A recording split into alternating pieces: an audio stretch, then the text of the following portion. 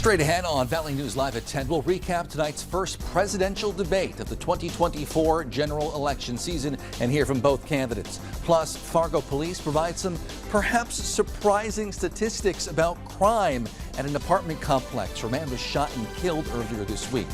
And it's the first of two in a row first alert weather nights. Our storm team will tell you what's headed your way.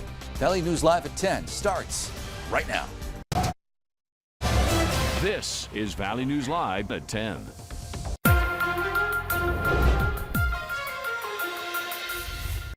Thanks for joining us tonight. I'm Justin Betty. And just minutes ago, President Joe Biden and former President Donald Trump stepped off the debate stage at CNN Studios in Atlanta after the first presidential debate of this season.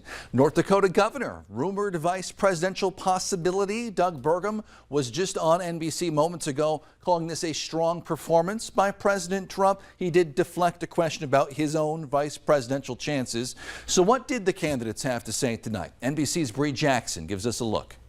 United States, Joe Biden. In historic rematch 4 years in the making, President Biden and former President Trump taking the stage for the first presidential debate of 2024, hosted by CNN. He didn't do much at all. By the time he left, things were in chaos. Literally chaos. He has not done a good job. He's done a poor job, and inflation's killing our country. It is absolutely killing us. The two oldest candidates to ever run for president, sparring over decades-old issues, including reproductive rights. What I did is I put 3 great Supreme Court justices on the court, and they happened to vote in favor of killing Roe v. Wade and moving it back to the states. If I'm elected, I'm going to restore Roe v. Wade. On concerns about immigration, he opened the borders. Nobody's ever seen anything like. And we have to get a lot of these people out, and we have to get them out fast. When he was president, he was separating babies from their mothers, putting them in cages, making sure the families were separated. Each taking their stance on domestic issues and setting out clear differences on foreign policy. Every time that Zelensky comes to this country, he walks away with $60 billion. He's the greatest salesman ever. He has no idea what the hell he's talking about. And by the way, I got 50 other nations around the world to support Ukraine. The president directly accusing Trump of inciting the January 6th attack. This guy is responsible for doing what was done. He did do a damn thing, and these people should be in jail. What you have done, how you've destroyed the lives of so many people. Two presidential candidates with two very different visions for the future. In Washington, Bree Jackson, NBC News. You heard a little there. One of the big topics, as expected, was abortion. The Red River Women's Clinic moved from Fargo to Moorhead almost 2 years ago now after Roe v. Wade was overturned and North Dakota's abortion ban went into place. Today, we talked with clinic director Tammy Kromenacher about what it's been like for her since then. It was very grueling and difficult to move the clinic, but we couldn't be happier in our new Minnesota home, both literally and figuratively. We continue to serve probably about 70% of our patients are from North Dakota, and that hasn't changed. We continue to see patients from South Dakota and northwestern Minnesota. But since the fall of Roe, we've seen patients travel all the way from Texas. We've seen patients from Nebraska. And with the impending 6-week ban in Iowa coming up, probably tomorrow, we expect to see an influx of those folks from Iowa as well. Kromenacher says she wants to see America return to a federal protection of abortion rights. All right, take a look outside tonight. It is a first alert weather night. For more on why, here is First Alert Storm Team meteorologist Joseph Williams. Joseph. That's right. You've been seeing this graphic for the past several shows and the past several hours.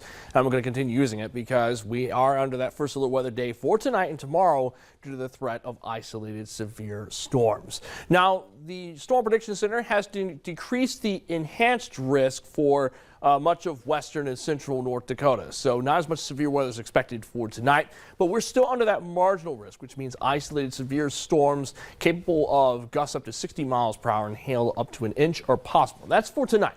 Heading into tomorrow, that severe weather threat continues as there's an isolated chance of gusts up to 60 miles per hour, large hail, and even a small risk of tornadoes. We're watching tomorrow very carefully. That's all thanks to this line of storms out to the west of us, which that line of storms has stopped producing severe thunderstorm warnings in North Dakota so far, but that line of storms continues tracking towards the east. We are watching that line carefully. In the meantime, though, we're dealing with some scattered showers and thunderstorms in the Devils Lake Basin, like this cell to the south of Candu, and temperatures in Fargo in the 60s. Temperature-wise, it's mild, cloudy, with a few with some wet pavement thanks to the rain that pushed you earlier. But again, we're tracking that line out west and what the last few days of June are looking like in the full forecast. New tonight, Valley City Police say 2 people are in custody after a possible armed robbery. This happened around 6:40 this evening, the 200 block of College Street Southeast. They said the suspects' vehicles were found in Sanborn and that the 2 were arrested at a home a little while later. Their names have not yet been released. Today, Fargo police held a news conference where they provided an update on this week's deadly shooting at the Arbors apartment complex. Earlier this week, we heard from young neighbors who said crime is a big problem there. But Fargo police say it is getting better. Valley News Team's Anna Ballweber joins us now live in studio with the details. Anna. Yeah, Justin, that's right. And according to Fargo police, the calls, offenses, and arrests are all down from the Arbors from this time last year. But the data is still revealing some shocking numbers. So you can see here, calls for service are down a bit from last year, and in August of 2023, they had a total of 301 calls at the Arbors. That's about 10 calls per day for the month of August, just from the one apartment complex. June last year had 273. This year, it's down to about 178 with just a few days left. Arrests and offenses are also down a bit this year. Fargo police say it has been a team effort so far. Our collaboration with the management as well as the citizens that live there has really been a huge help in that partnership and bringing crime numbers down in that community. Now keep in mind, the community is still averaging almost 15 arrests per month this year, and neighbors we talked to aren't too happy. If you want to look at this chart a little bit more, it's posted on our website on valleynewslive.com. Justin? Thank you, Anna. A man was found dead inside a vehicle yesterday afternoon near Breckenridge. The Wilkin County Sheriff's Office says the vehicle was on its side. The man was found pinned inside after a single vehicle crash at 240th Avenue. They have not figured out whether the man died of a medical injury and then crashed, or whether the injuries were related to the crash itself, but the body was taken to the Ramsey County Medical Examiner's office. A Fargo man is fighting for his life after a motorcycle crash we first broke to you last night here at 10 in West Fargo. We were there when it happened, or shortly after it happened, at 3400 block of Cheyenne Street around 9:30. Highway Patrol now says the man drove his motorcycle over the curb and into a grassy median before hitting a light pole. He was then thrown from the bike. He was also not wearing a helmet. He was then taken to Sanford with life-threatening injuries. Grand Forks Public Health says they've identified West Nile virus in a pool of mosquitoes there. Although positive test rates remain low, people are encouraged to take some extra precautions to avoid being bitten.